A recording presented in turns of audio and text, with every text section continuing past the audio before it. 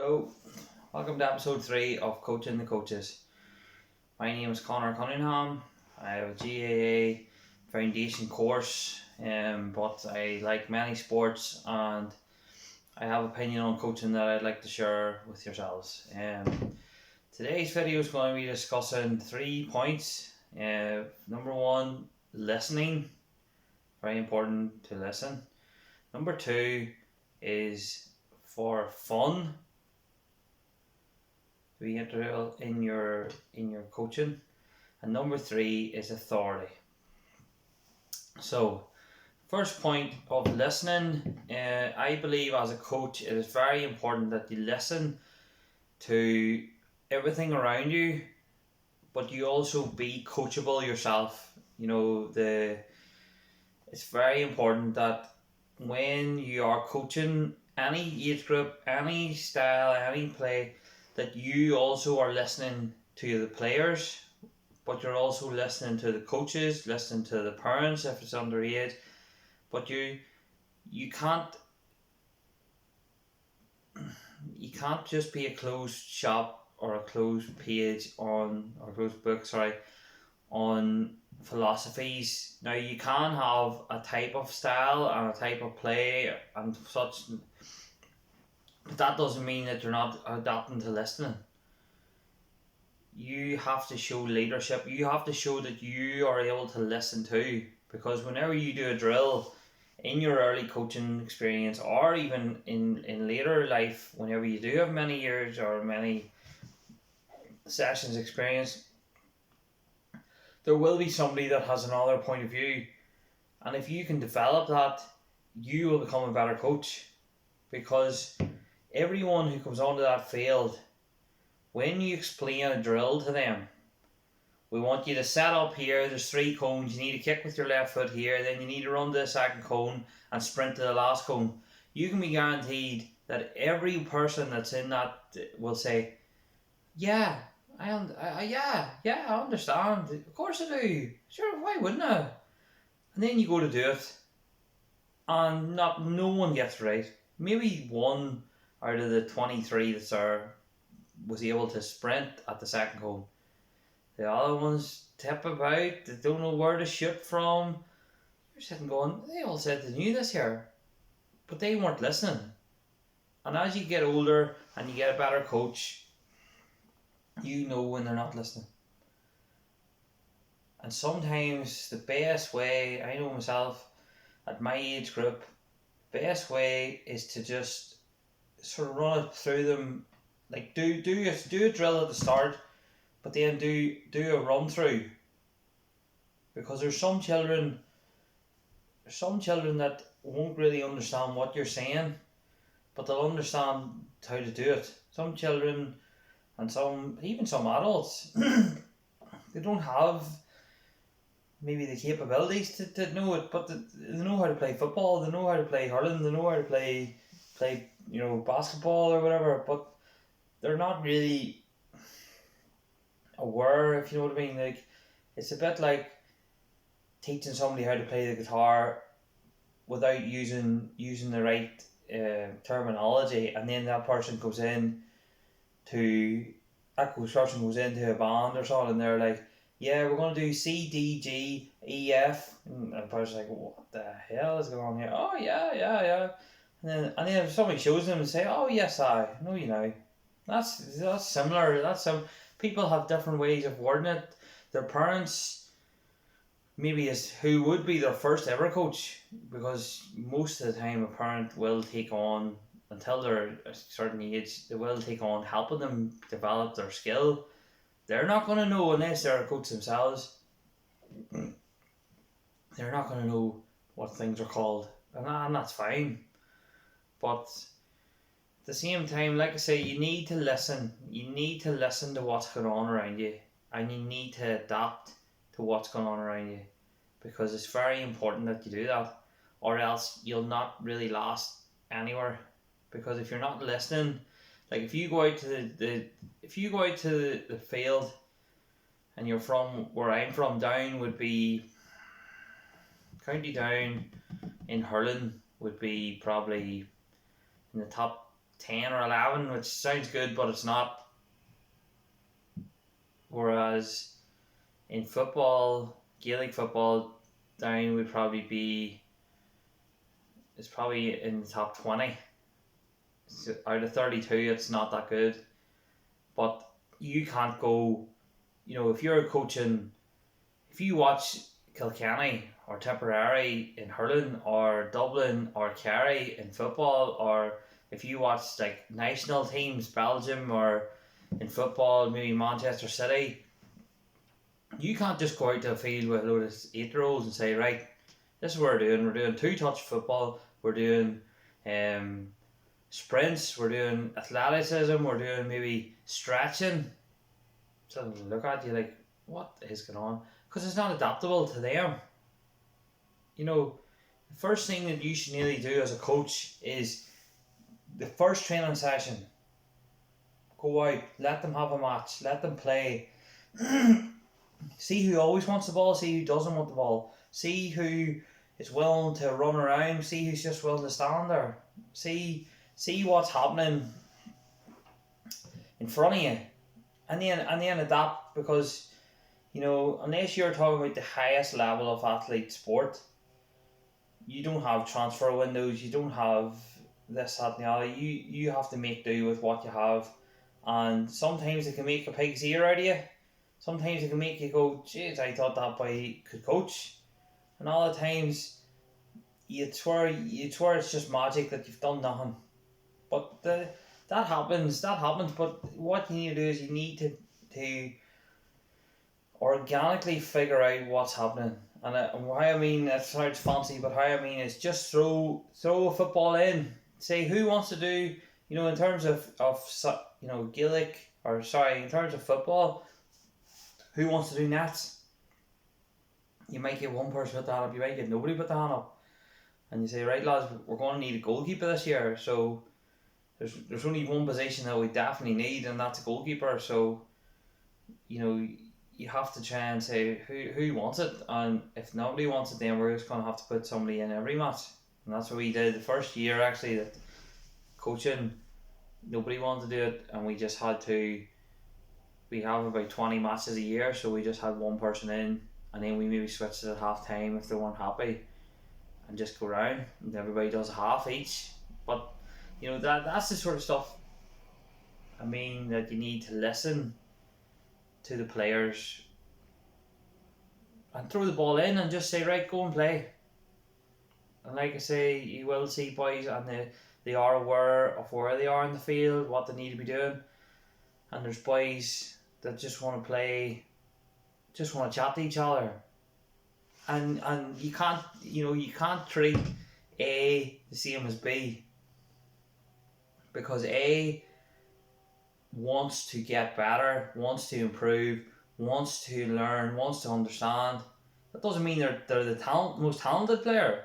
And B, he or she finds maybe too easy sometimes. If they're really good, they'll find it too easy. They'll find it that they don't want to listen to anybody. They're maybe their ma or father has a real chip on their shoulder, and then that dumbs down to them, and what do they know? And that can run, but that means they could be the best, but they could be the worst player, because they have no interest. They don't want to work. They don't want to move. They don't want to learn. And you're sort of like, not being funny, but why did you bother coming here? Like, if you don't want to play, you don't want to learn, why did you come? And at the right age, you could ask them that. You can't do really in Ireland. You can't really do 1-to-1 till a certain age for child protection and stuff. But you could have a mentor with you, or you could help the manager if you're only a coach yourself, and say, why are you here? Why do you want to come here? And then you can gauge your own expectations. There's no point if you have, I'm not sure how to say this, but if you have a bad litter and you just have a bad year, you can't go out and say we need to win every game, we need to be competitive every game, because if you just not there, it's not there. And that's one of the joys of coaching in Ireland. And unless you're at sort of selector schools and stuff in football. But if you're in Gaelic or hurling, you're in a position where you could win every game one year, and the next year you get tanked every game by 20 points, and you got to dust yourself down and say, right, we need to improve them wee things. Now, that's where listening comes in, and a player listening to their needs, listening to what they need to do. So, as I say, listen to your players and coaches and parents. Now, that doesn't mean that you have to be willing to change, but as long as you listen to them and understand where they're coming from, they'll respect you more, like we talked about in the last video. Now, the second point is fun. F-U-N. And in my experiences, I've played on teams, I've trained with teams, I've been involved with teams. If you don't have fun there at any age group, you're going to struggle. You're going to struggle big time. And the reason for that is if you're asking, first of all, if you're asking an under 11, under 13 to come out to training, and you're balling ahead of them, you're biting ahead of them, and if someone goes out of the sink, if you're doing drills, or you're doing shuttles, or you're doing running drills, and somebody's messing about, it does distract your thing, but you can't just say no, the training's cancelled. Now that did happen once to me, because just the mood was wrong and we were wasting our time. It wasn't anything to do with the players, we were just wasting our time coming. But I always tried, and I still do, to bring fun into everything, because if they enjoy it, they're going to practice it, and if they enjoy it, they're going to get better at it. There's no secret in that. Now, there is people who are one of a kind, they're brilliant players and they couldn't care less. They hate what to do, especially professional sport where, AFL, football, things like that. There is people that don't really like what to do, but they're one in a million. You have to enjoy it to be good at it, to be better at it, to want to be better than anybody else. And that's where fun comes in. You see the things like when you're doing your warm up, do tails where you tuck a bib into the back of your shorts, and whoever catches they're on it as well. Gets them mobility, gets them movement, gets them pushing off with their feet, it gets them looking for targets, it gets them working as a team. But it's fun. The players are like, let's do a couple of them, and you end up doing 2 or 3 of them, and whoever was last caught, then they're on it. And then there's good crack, and then there's even like over the river where it's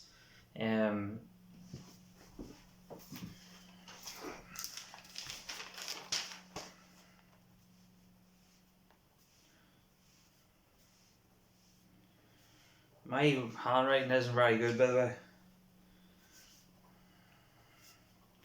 I'm going to be talking about stuff like this here over the next number of weeks anyway.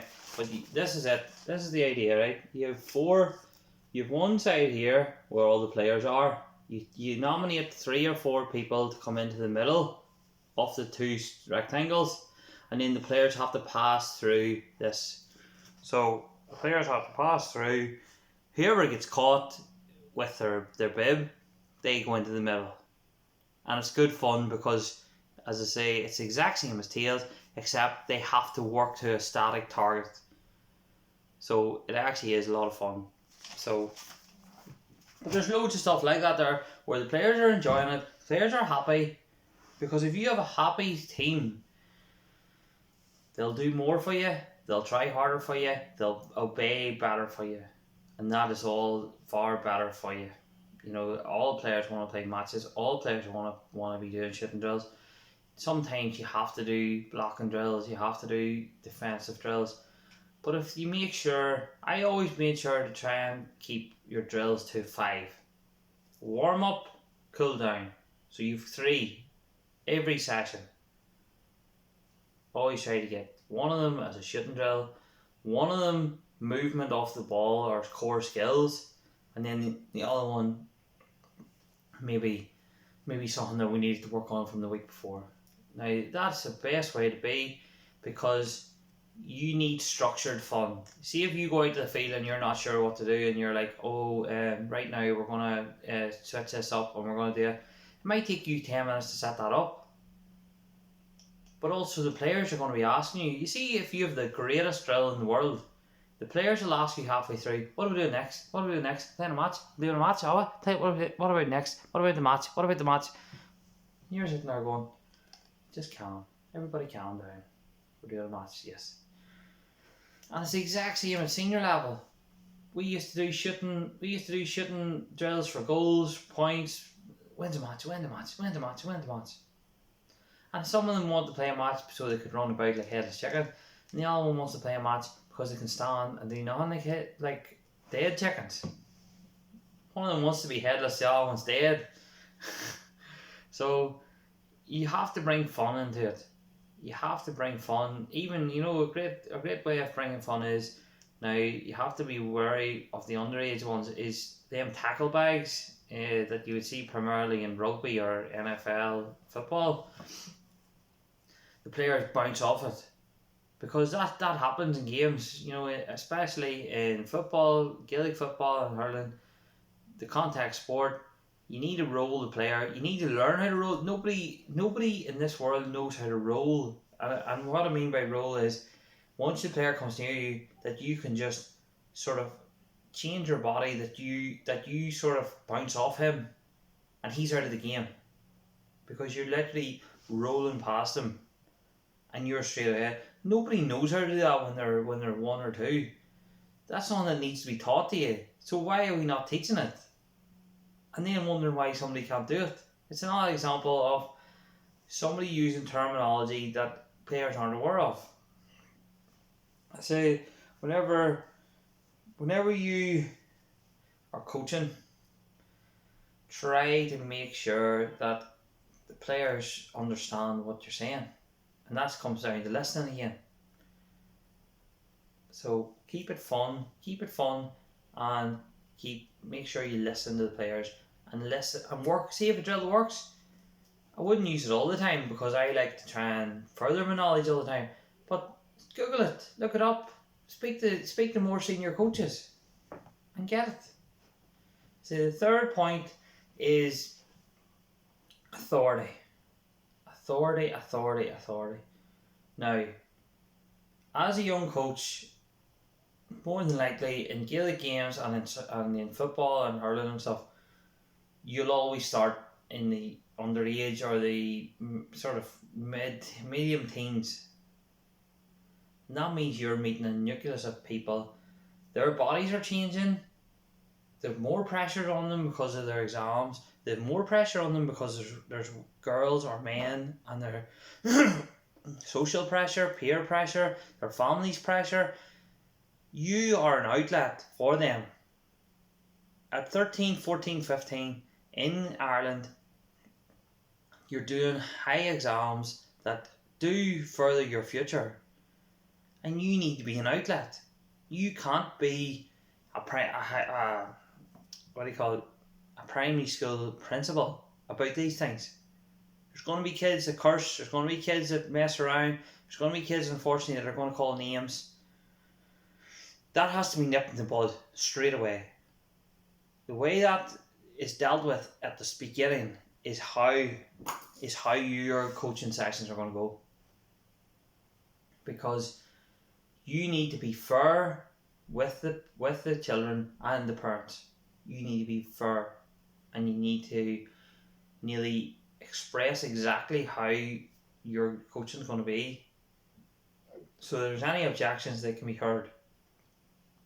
I say, my own experiences, the way I deal with things is, I will speak to the parents as a collective if I have a problem. I have a WhatsApp group.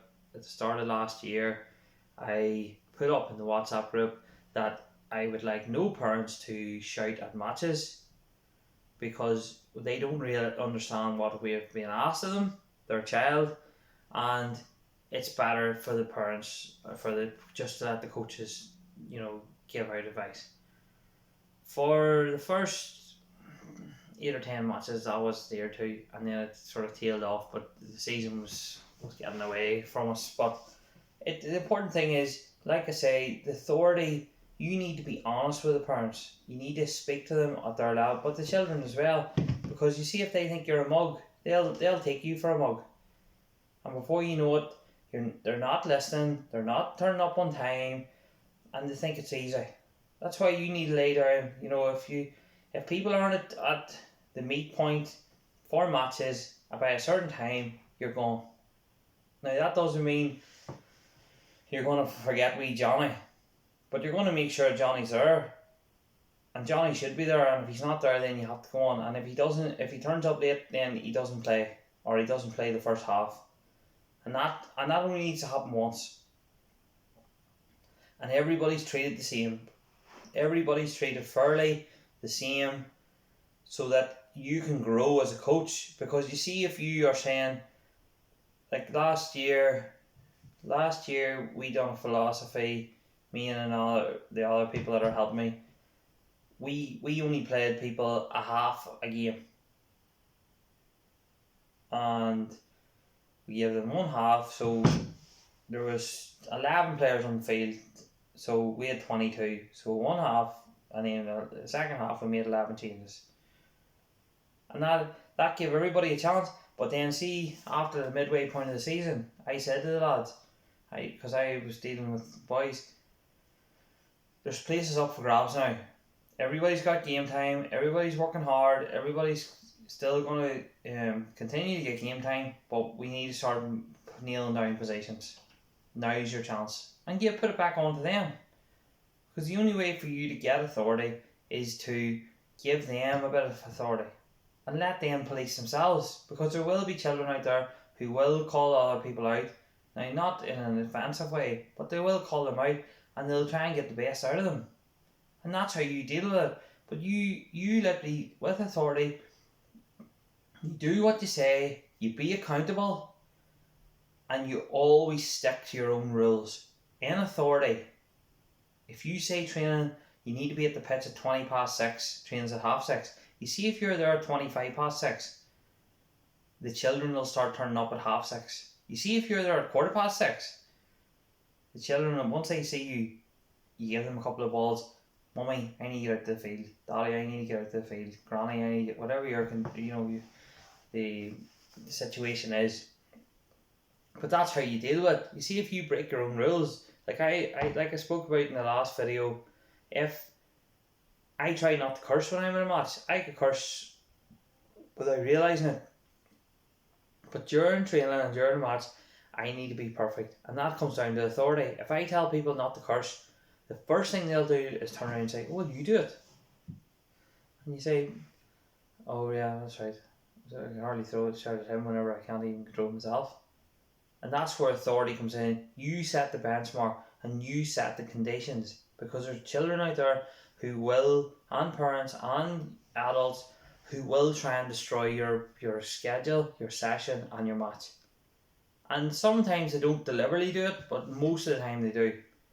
And you need to be in control, because you need to have and treat everyone the same.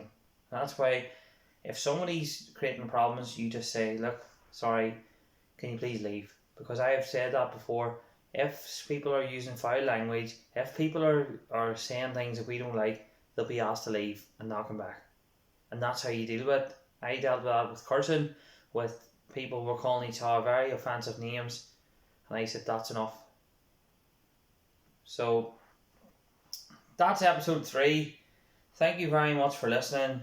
If you want to subscribe, because there's going to be a lot more sessions, I guess, every week, and I hope you are finding it good, and I will see you all next week.